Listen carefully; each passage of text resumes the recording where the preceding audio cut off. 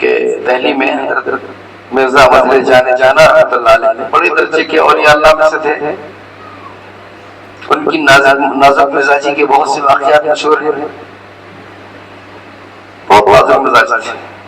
ایک مرتبہ 2 طالب علم ان سے بیعت ہونے کے لیے بلخ سے آئے. بلخ افغانستان کا ایک شہر ہے. وہاں انہوں نے یہ سنا کہ دہلی میں یہ بڑے بزرگ اور اللہ والے ہیں، تو دل میں خیال آئے کہ ان سے بیعت ہونا چاہیے. چنانچہ بلخ سے طویل سفر کر کے وہ دہلی پہنچے. حضرت مرزا مظہر جانا رحمۃ اللہ علیہ کی مسجد میں پہنچے. نماز کا وقت قریب تھا، اس لیے حوض پر بیٹھ کر دونوں وضو کرنے لگے. وضو کرتے وقت آپس میں باتیں کرنے لگے کہ یہ حوض بڑا ہے یا ہمارے بلخ کی مسجد کا حوض بڑا ہے. ایک نے کہا کہ یہ حوض بڑا ہے، دوسرے نے کہا کہ وہ بڑا ہے، اور آپس میں بحث ہونے لگی. مرزا صاحب نے وہاں سے گزرتے ہوئے ان کی گفتگو سن لی. جب نماز سے فارغ ہوئے حضرت مرزا مظہر جانا رحمۃ اللہ علیہ کی خدمت میں وہ لوگ حاضر ہوئے. بتایا کہ ہم بلخ سے آئے ہیں. حضرت والا نے پوچھا کیسے آنا ہوا؟ کہا کہ ہم آپ کی دست مبارک پر بیعت ہونے کے لیے آئے ہیں.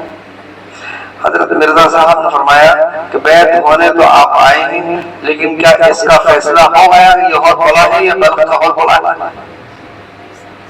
اب دونوں خاموش شرمندہ ہو رہے تھے کہ حضرت والا نے ہماری گفتگو سن لی.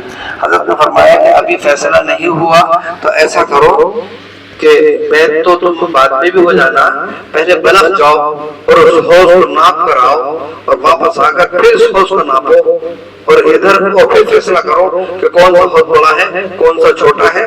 اس کے بعد بیعت ہو.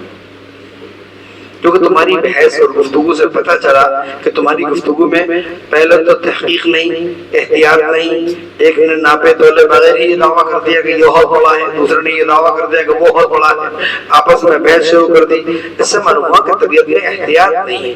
دوسری کہ بیکار اور بے فائدہ گفتگو کی عادت پڑی ہوئی ہے. اگر یہ پتہ چل جاتا کہ یہ بڑا ہے یا وہ بڑا ہے تو اس سے دنیا یا آخرت کا کیا فائدہ حاصل ہوتا تھا.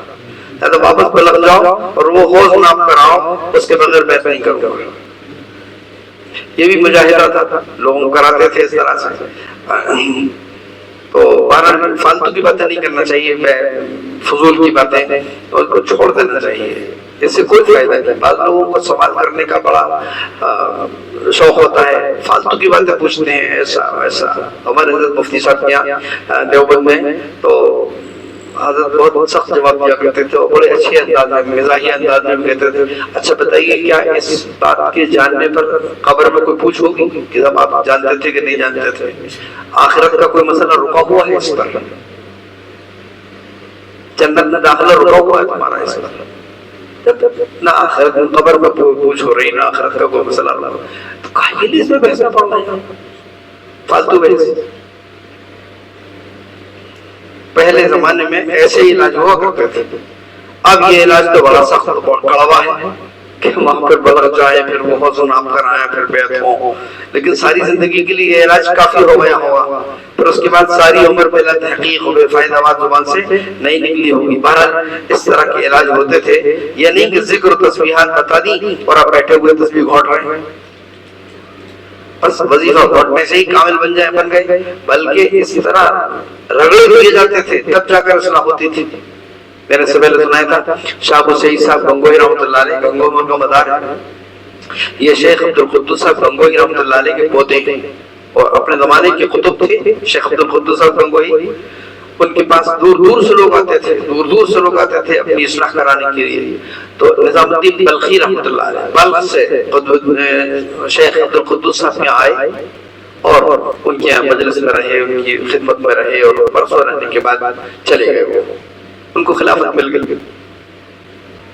ایک مرتبہ شاہ ابو سعید صاحب کے پوتے ہیں، وہ سب تو بہت چھوٹے تھے، دادا سے کیا حاصل کرتے بس، لیکن ماحول انہوں نے دیکھا تھا اپنے گھر کا اور علاقے کا. تو جب ذرا بڑے ہو گئے تو اپنی والدہ سے اپنی دادی سے پوچھا کہ صاحب کی دولت جو ہمارے دادا کی تھی اب ہمیں کہاں مل سکتی ہے؟ تو یہ تو نظام الدین بلخی بلخ کے اندر ہیں، ادھر جانا پڑے گا ان سے ملے نہیں. اب یہاں تو کوئی رہا نہیں، ایک لمبا عرصہ گزر گئے. تو ان کا ٹھیک ہے، وہ بلخ گئے. شاہ ابو سعید صاحب گنگوہی بلخ گئے. ان کو بتایا نظام الدین بلخی کو کہ ہمارے تو ان کا ہمارے شہزادے آ رہے ہیں کہ پوتے آ رہے ہیں، تو وہ تو بلخ سے باہر پوری فوج لے کر آ گئے تو استقبال کے لیے، اور بڑے سر پہ بٹھا کے سمجھیے وہاں تک لے گئے اور تخت پہ بٹھا لاؤ، بہت اعزاز اکرام کیا ان کا۔ ایک دن گزرا، 2 دن گزرے، 3 دن گزرے، ہفتہ گزر گیا، ابھی کچھ پوچھا نہیں کہ کیوں آ رہے تھے، کیوں آئے ہیں۔ ہفتے کے بعد پوچھا کہ میاں کیسے آنا ہوا ہے؟ کب وہ دولت جو آپ ہمارے دادا صاحب سے لے کر آئے ہیں وہ لینے کے لیے، حاصل کرنے کے لیے حاضر ہوا ہوں۔ اچھا اتریے نیچے، نیچے اتریے، ایسے تھوڑی ملتی ہے، وہ استبل ہے گھوڑوں کا، ان کو گھوڑوں کو دانا پانی ڈالیے، ان کو کھریرا کریے اور یہ کریے وہ کریے، ان کو لگا دیا کام پر۔ شہزادے ہیں، ساری محنت کرائی جا رہی ہے، لیکن اس سے بہت تیز تھے، ان کے اندر بھی اصلاح کرنا تھا، ان کو جو بغیر اصلاح کے ان کو وہ خلافت کیسے دی جا سکتی تھی؟ تو اس زمانے میں وہ بھنگنیں ہوتی تھی پخانہ اٹھانے کے لیے، تو ناپنے کے لیے کہ ابھی میاں کی اصلاح ہوئی کہ نہیں ہوئی، تو بنگن سے کہہ دیا کہ ذرا ان کے پاس سے گزر جانا، وہ ڈلیا لے کر، بس یہ ادھر سے گزری وہ، تو ان کو بہت غصہ آیا کہ نہ ہوئی گنگو، بتاتا تجھے، اور شیخ نے کہہ دیا تھا کہ جو کچھ کہے تو مجھے بتا دینا، ان سے کوئی مت کہنا۔ تو وہ بنگن نے جا کر کہا کہ ایسا کہہ رہے تھے جب گزری تھی، اچھا کہنے بھی ہے، ابھی صاحبزادی ہے کہیں نہیں، اور ان کو اسی طرح کام میں لگائے رہے، جنگل جاؤ، یہ چراؤ، واپس لاؤ، دوڑو ان کے ساتھ، کیا کیا مجاہدے کروائے۔ پھر ایک مرتبہ بنگن سے کہا کہ ایسا کرنا، یہ اس کے پاس کو گرا دینا ڈلیا، تو وہاں سے گزری، وہ گزرنے کے بعد وہ تو حسب حکم اس نے وہ ڈلیا وہاں پر گرا دی، ایسی کہ تھوڑا سا ان پر بھی گر گیا، اور حضرت نے کہہ دیا تھا کہ جو کچھ وہ کہیں مجھے بتا دینا، ان سے کوئی مت کہنا۔ جیسی وہ اس نے وہ ڈلیا گرائی، خود بھی گری، تو فوراً ارے تمہیں لگی تو نہیں، ارے تمہیں لگی تو نہیں۔ ایک تو اس کے قریب سے گزرنے پر ایسے ناراض ہو رہے تھے کہ نہ ہوئی گنگو، بتاتا میں تجھے، اور اب اس کے گرا دینے پر کہہ رہے ارے تمہیں لگی تو نہیں۔ وہ تو حکم کی پابند تھی، اس نے کچھ نہیں کہا، چلی گئی، وہ جا کر کہا کہ وہ ایسا کہہ رہے تھے لگی تو نہیں، ہاں کہنے اب آیا ہوئی اصلاح۔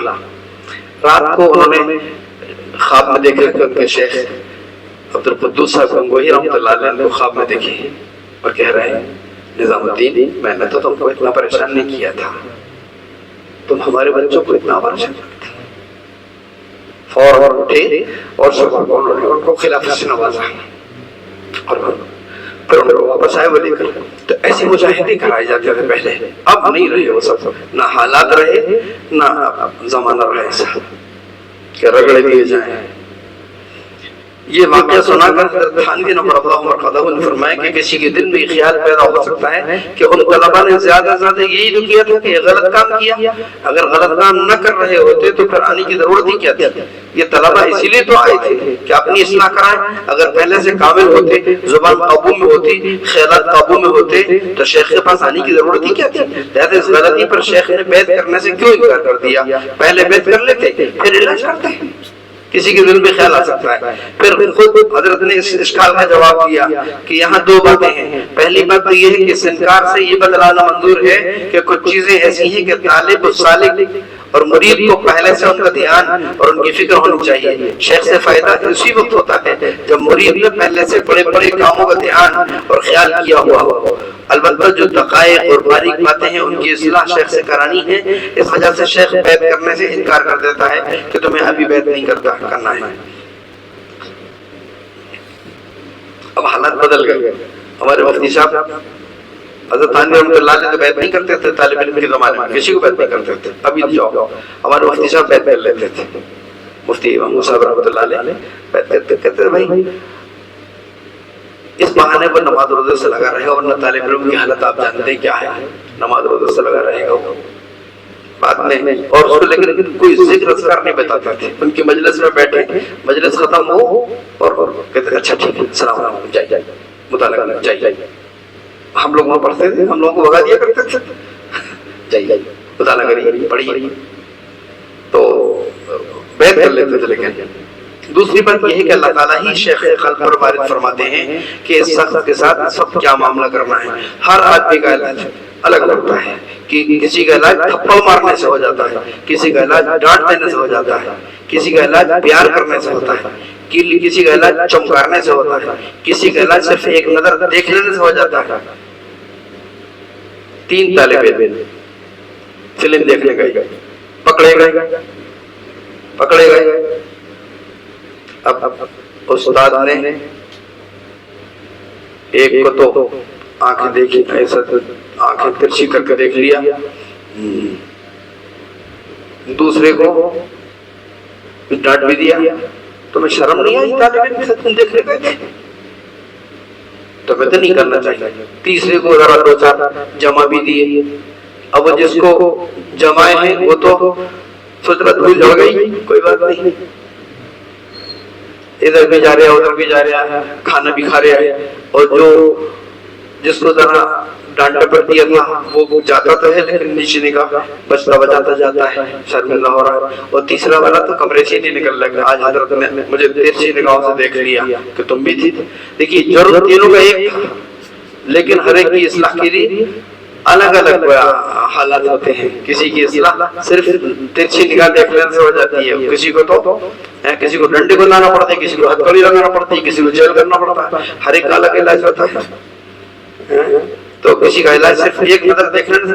اب اللہ جل جلالہ شیخ کے دل پر یہ وارد فرماتے ہیں کہ شخص کے لیے اس وقت کیا چیز فائدہ مند ہے. دوسرا آدمی دیکھ کر یہ محسوس کرتا ہے کہ شیخ صاحب نے کوئی زیادتی کر دی, لیکن وہ یہ نہیں جانتا کہ اللہ تعالیٰ نے اس کی اصلاح اسی من کی.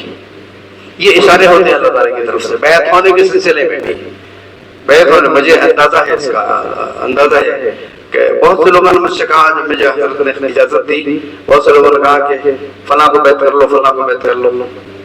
دل ہی نہیں قبول کرتا تھا. ایک دن اچانک دل میں آیا کہ نہیں ان کو بیعت کرنا چاہیے. تو میں نے کہا بھائی اثر پڑھ کر آئے. میں نے کہا وضو ہے, جمعے کا دن تھا, کل ہے. میں نے کہا بیعت کرتے ہیں. میں نے ان کو بیعت کر لیا. تو یہ سب اندر سے اشارے ہوتے ہیں اللہ تعالیٰ کی طرف سے.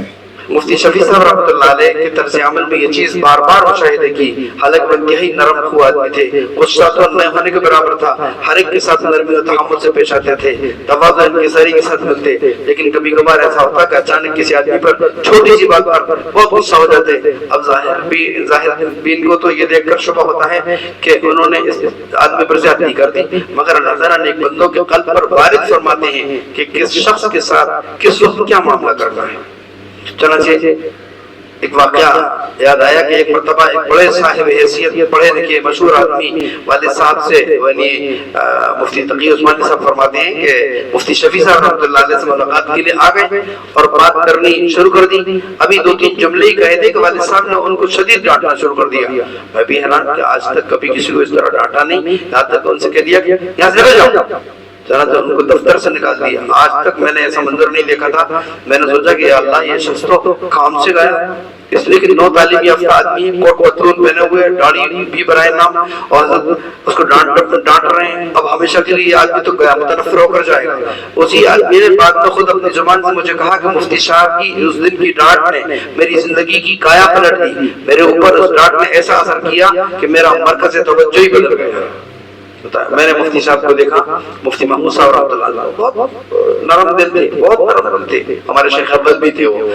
تو میں نے دیکھا ایک آدمی کو سہارنپور میں گئے تھے, حضرت شیخ کے جایا کرتے تھے مفتی صاحب ہر ہفتے. حضرت شیخ کے انتقال کے بعد بھی وہاں جاتے تھے. میں اتفاق سے سہارنپور گیا ہوا تھا, اپنے مجلس میں وہاں بھی بیٹھ گئے, دیوبند میں بیٹھ گئی تھی. ایک آدمی نے کچھ پوچھ لیا حضرت سے. حضرت فرمایا بندے کو اس بات کی تحقیق نہیں ہے. اس نے کہا حضرت کچھ تو فرمائیے.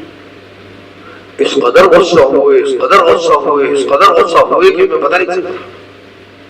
جوتا کہنا اٹھاؤ, جوتا اٹھاؤ, اس کے سر پہ بناؤ کس کی عقل ٹھکانے. میں نے جب اپنی جہالت کا اعتراف کر لیا, میں نے کہا بندے کو اس بات کی تحقیق نہیں ہے, مجھے نہیں معلوم, تو اب کیا رہ گیا؟ پھر کچھ نہیں بتاؤ. اور ڈانٹا، اس کو تو ڈانٹا کہ بالکل نکلوا دیا مجلس سے، نکلو۔ ابھی میں الہ آباد گیا تھا ہمارے حضرت کیا رمضان سے پہلے، تو ایک صاحب آئے عصر کی نماز کے بعد، حضرت سے کہنے لگے کہ حضرت وہ گاڑی آ گئی ہے، ختم بخاری کا ان کا پروگرام تھا تقریباً الہ آباد سے 45 کلومیٹر دور، تم تھے؟ نہیں تھے، نہیں تھے، اچھا مرمور تھے، اچھا ہاں ہاں۔ تو کہا حضرت وہ گاڑی آ گئی ہے، تشریف لے جا۔ اس قدر عصر کی بات ہوئی تھی، حضرت اس قدر ناراض ہوئے، ہمارے حضرت کبھی ناراض نہیں دیکھا ہی نہیں ان کو کبھی ناراض ہوتے، ہر وقت ہنستے ہی مسکراتے ہیں، اس قدر ناراض ہوئے اس کو کہ لے گاڑی آپ نے ہم سے پوچھا ہوتا کہ میں ہماری طبیعت میں بشاشت ہے کہ نہیں ہے، میں سے کمرے سے مسجد تک تو آیا نہیں جاتا، 45 کلومیٹر دور آپ مجھے لے جائیں گے، 45 کلومیٹر پہ لائیں گے، میرے اندر ہمت ہے نہیں، آپ کے چاچا میں مر جاؤ تم زندہ رہو۔ عصر سے مغرب تک ڈانٹتے رہے حضرت اس کو، عصر سے وہ کھڑا ان کا حضرت سے بیٹھ تھا اور بڑے عالم تھے وہ، خیر ابھی بھی ہیں، ابھی رمضان سے پہلے کی بات ہے، عصر سے مغرب تک ڈانٹتے رہے، اور پھر مغرب کا وقت ہو گیا تو پھر نماز کے لیے پھر مسجد ہم لوگ چلے گئے، مغرب کی بات پھر آئے تو انہوں نے کہا تھا تو مہمانوں کو بھی فرما دی، مہمانوں کو بھی، اب ہمارے یہاں 50 آدمی، آپ کو 25 آدمیوں کا انتظام ہے آپ کے پاس، پہلے کہنا چاہیے مہمانوں کو نہیں۔ اب مغرب سے عشاء تک ڈانٹتے رہے، اتنا کہ عصر سے مغرب تک ڈانٹا اور مغرب سے عشاء تک ڈانٹا، انہیں لے جائیے، یہ قاضی بھوپال کے، یہ مفتی ہے، مستند مفتی ہے، انہیں لے جائیے، ملی محبوب کو لے جائیے، فلاں کو لے جائیے، بہت ڈانٹا۔ ہم لوگ چپ، اسی بیچ میں انہوں نے کہا وہ ڈاکٹر صاحب بولا، ڈاکٹر صاحب بولا بلڈ پریشر نپایا، تھوڑا بڑا ہوا تھا، ڈاکٹر صاحب بھی حضرت سے بیٹھے تو حضرت نے بھی وہ کانٹا واٹا دیکھ لیا اس کا، پوچھا کیا، تھوڑا بڑا ہوا ہے، آپ بھی غضب کرتے تھوڑا بڑا ہوا، جوس لاؤ، 1000 روپیہ آپ کو معلوم شوگر ہے، آپ لے دیجیے، آپ لے دیجیے، ایسا ڈانٹتے رہے، اسی طرح ڈانٹتے رہے، ایسا ہوئی تو پھر مجھ سے کہا ملی محبوب کے ساتھ آپ چلے جائیے، ان کے بڑے بیٹے ہیں ملی محبوب صاحب، کہ آپ چلے جائیے ان کے ساتھ، ٹھیک ہے چلے جائیے۔ مہمانوں سے پھر کہہ دیا حضرت نے کہ ٹھیک ہے جتنے مہمانوں کو یہ کہہ رہے ہیں لے جائیں، تو وہ ایک بس لائے تھے اور 2-3 چھوٹی گاڑیاں لائے تھے، تو میں نے کہا میں تو بس میں، مجھے بس لگتی ہے، الٹیاں ہوتی ہیں، میں نہیں جا سکتا، تو مولانا محبوب صاحب کو لے نہیں آپ تو میرے ساتھ بیٹھیے، میرے ساتھ بیٹھیے چھوٹی گاڑی میں، تو ہم لوگ گئے وہاں پر اور رات بھر گزر گئی، تقریباً بڑا مجمع تھا، بڑا مجمع تھا، دیوبند سے ہمارے استاد مفتی امین صاحب تشریف لائے تھے بخاری ختم کرانے کے لیے، اگر حضرت تشریف لے جاتے تو حضرت ہی ختم کراتے، پھر دعا بھی انہوں نے ہمارے مولانا محبوب صاحب سے کہا آپ دعا کرا دیں، انہوں نے کہا نہیں دعا بھی آپ کرائیے، پھر دعا بھی انہوں نے کرائی۔ تو ایسا ہوتا ہے کبھی کبھی اتنا ڈانٹتے ہیں کہ آپ تصور سے باہر ہوتا ہے، تصور سے باہر، لیکن ایسا لگتا ہے کہ وہ تو بہت ڈانٹ دیا، بہت زیادہ کر دیا۔ بہرحال اللہ تعالیٰ ہی اپنے نیک بندوں کے دلوں پر یہ عطا فرماتے ہیں کہ کس کے ساتھ کس وقت کیا معاملہ کرنا چاہیے۔ کسی اللہ والے کے طرز عمل پر شبہ مت کرو کہ کسی شخص کو ڈانٹ رہے ہیں، کسی کو پھٹکار رہے ہیں، کسی سے محبت سے پیش آ رہے ہیں، کیونکہ معطی جو ہے حقیقی معطی، حقیقی مبدع فیاض پر اللہ تعالیٰ ہے، شیخ پہ واسطہ ہوتا ہے، وہی شیخ کے دل میں ڈالتے ہیں کہ اس کا کی اصلاح کا طریقہ کیا مناسب ہوگا۔ ہر ایک کو ایک ہی نسخہ نہیں پلایا جاتا، اس لیے کبھی ان اللہ والوں پر اعتراض نہیں کرنا چاہیے۔ لہذا حضرت مرزا حضرت جان رحمۃ اللہ علیہ نے ان 2 طالب علموں کو یہ سزا دی کہ واپس بلخ جاؤ، وہاں کا حوض ناپ کر آؤ۔ اللہ تعالیٰ نے ہی ان کے دل میں یہ بات ڈالی کہ ان کا علاج یہی ہے، ایک مرتبہ جب چوٹ لگ جائے گی تو ساری عمر کے لیے کارآمد ہو جائے گی۔ چنانچہ کارآمد ہو گئی اور حضرت مرزا صاحب نے ان کو یہ سبق دیا کہ تم زبان کو احتیاط سے استعمال نہیں کرتے، احتیاط ضروری ہے، پہلے سوچو پھر بولو۔ اللہ تعالیٰ ہم سب کو بھی عمل کی توفیق نصیب فرمائے۔ سبحان اللہ و بحمدہ سبحانک اللہم و بحمدک نشہد ان لا الہ الا انت نستغفرک و نتوب الیک سبحان ربک رب العزة عما یصفون وسلام علی المرسلین والحمد للہ رب العالمین.